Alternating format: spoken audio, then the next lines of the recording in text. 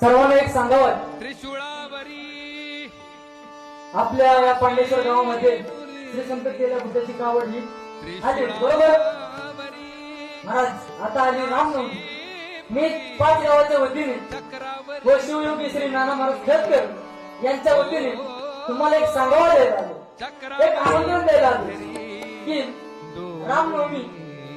रामनवमीला श्री संत केल्या बुद्धाची प्रथम मानाची कावड खरंच खनवली एकत्रित मंदिरातून या गावची यात्रा निघते.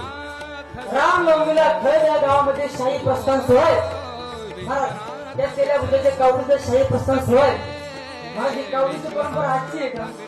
नाही, इसवी सन 1300 सालाच्या पासूनची अगोदरची परंपरा आहे. एवढी जुनी परंपरा, तत्वनिष्ठ आणि सत्वशील परंपरा आहे.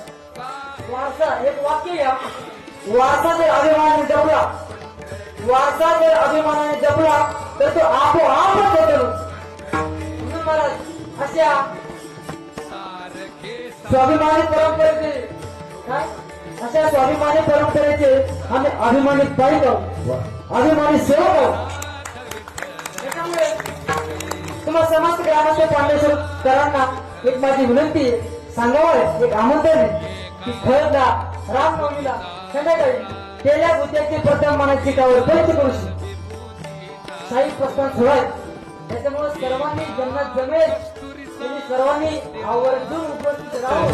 दोन्ही सारखे सारखे विश्वनाथ विठ्ठल